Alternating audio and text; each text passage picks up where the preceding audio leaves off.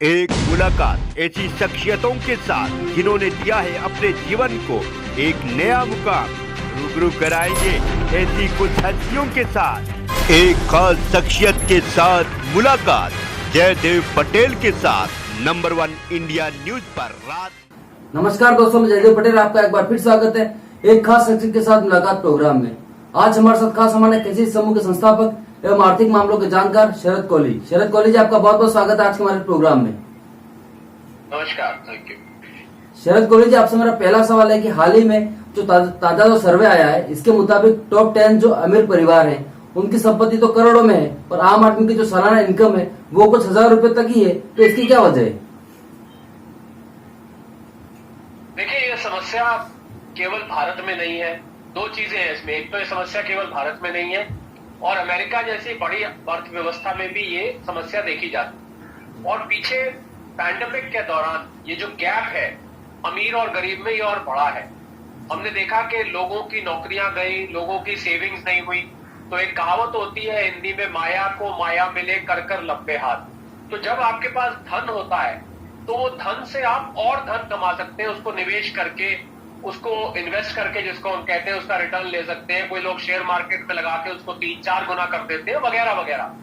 तो जिसके पास सेविंग्स नहीं होगी, तो हुआ क्या कि पैंडेमिक में खासकर मार्च अप्रैल 2020 के बाद लोगों की जो सेविंग्स थी लॉकडाउन की वजह से, वो सेविंग्स घटती गई। लोगों की जो बचत थी वो घटती गई। गृहिणियों ने, माताओं ने, बहनों ने अपने जेवर गिरवी रखे, जो उन्होंने थोड़ा बहुत जोड़ के रखा था, जो किसी को बताती भी नहीं थी, वो भी निकालने पड़े। कुछ लोग अपने मकान से किराए के मकानों में चले गए। कुल मिला के जो संपत्ति थी लोगों की, जिसको हम फाइनेंशियल एसेट्स कहते हैं, ये जो सर्वे आया है इसमें दो तरीके के एसेट्स का जिक्र है। एक आपके फाइनेंशियल एसेट्स, मतलब आपने बैंकों में पैसा रखा है या आपने शेयर बाजार में, म्यूचुअल फंड में आपने निवेश किया है, एक तो वो पैसा है। दूसरा इसमें अचल संपत्ति भी है, प्रॉपर्टी जिसको हम कहते हैं। तो बहुत सारे लोग अपनी प्रॉपर्टी बेच के किराए के मकानों में चले गए क्योंकि उनके पास गुजारा नहीं था। प्रोविडेंट फंड में लोगों ने पैसा निकाला।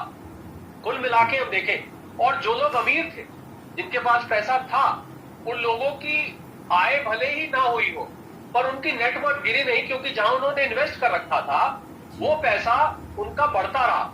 तो वो जो गैप था अमीर और गरीबी का, वो गैप धीरे धीरे करके बढ़ता गया और 97% लोगों की इस पैंडेमिक के दौरान इनकम गिरी है। तो अगर 97% लोगों की इनकम गिरेगी तो लाजमी बात है कि जो अमीर और गरीब का गैप है वो बढ़ता जाएगा। और दूसरा एक अहम बात जो जयदेव मैं बताना चाहूंगा इसमें, वो ये कि इस देश की 70% आबादी कृषि क्षेत्र पर प्रत्यक्ष या अप्रत्यक्ष रूप से निर्भर है। या तो सीधे तरीके से निर्भर है या वो इनडायरेक्टली कृषि क्षेत्र से संबंध रखते हैं। और उन लोगों का योगदान, मतलब 70% आबादी का योगदान जीडीपी में कुल 15% है। तो ये इस बात का अनुमान लगा सकते हैं आपके क्यों इतना बड़ा गैप है। अब हम इसके जो कारण तो हमने जाने कि नौकरी लोगों को नहीं मिली, लोगों की सेविंग्स गिरी, लोगों के बिजनेस ठप हो गए, लोगों के खर्चे बढ़ गए, पीछे महंगाई इतनी बड़ी, उसकी वजह से भी सेविंग्स गिर गई। तो ये तो इसके कारण है। पर इसका जयदेव ज्यादा इंपॉर्टेंट बात यह है कि इसका असर क्या होता है। देखिए, इसका असर ये होता है कि जो गरीब है उसकी पुश्ते दर पुश्ते वो गरीब रहती है। हमने देखा है कि कारपेंटर का लड़का कारपेंटर बनेगा, किसान का बेटा किसान बनता है, जब तक उसकी कोई लॉटरी नहीं निकल आती या उसके हाथ कोई ऐसा बिजनेस आइडिया नहीं लग जाता या कोई उसका किस्मत एकदम से पलट जाती है। पर ऐसा लाखों करोड़ों में किसी एक के साथ होता है, हर किसी के साथ नहीं होता। अमूमन ये देखा जाता है कि ये गरीबी पुष्ट दर पुष्ट चलती चली जाती है और अमीर आगे मान लीजिए कोई 5 करोड़ अपने बेटे के लिए छोड़ के जा रहा है, वो बेटा उसको 5 का 7 करोड़ कर देगा, आगे आने वाली जनरेशन उसको शायद 20 करोड़ कर दे।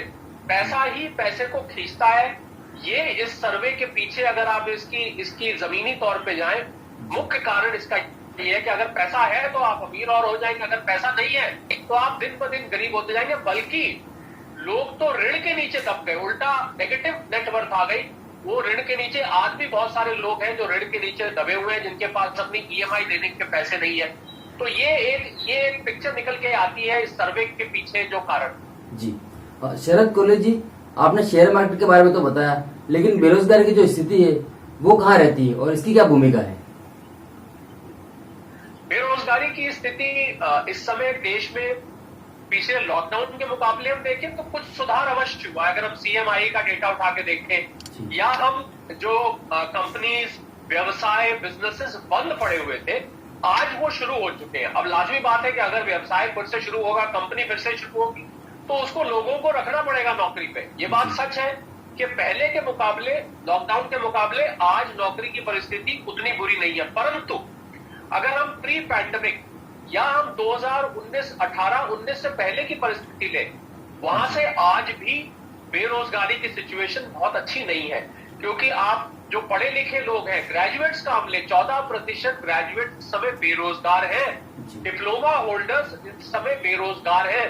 तो मुझे लग रहा है इसके पीछे ज्यादा मुख्य कारण है, एक तो जो आर्थिक अर्थव्यवस्था की जो परिस्थिति है, जो आर्थिक परिस्थिति है, वो बहुत अच्छी इस समय भी नहीं है। हम रिकवर कर रहे हैं, पटरी पे आ रहे हैं, पर अभी दिल्ली दूर है, वो परिस्थिति अभी दूर है जहां पर हम अपने आप को ये कह पाए कि अब हम फिर दुनिया की सबसे तेज बढ़ने वाली अर्थव्यवस्था बन चुके हैं। उस परिस्थिति से अभी हम कम से कम 1-2 साल दूर है, वो भी तब अगर ये थर्ड वेव, फोर्थ वेव नहीं आती है। तो अगर ये आ जाती है तो वो हमसे और दूर चला जाएगा। तो $5 ट्रिलियन इकोनॉमी का जो सपना है 2025 का, अभी वो मुझे थोड़ा कठिन नजर आ रहा है, क्योंकि थर्ड वेव का खतरा भी मंडरा रहा है। अब जिन लोगों के पास नौकरी नहीं है, वो लोग अपने परिवार पर इधर उधर उधार मांगकर काम चला रहे हैं, तो उसकी वजह से उनके परिवार की जो नेटवर्क है, जो गरीबी है, वो घटती है। अच्छा, हमने ये भी देखा जयदेव कि कोरोना के दौरान लोगों का जो मेडिकल का खर्चा था वो बहुत ज्यादा बढ़ गया।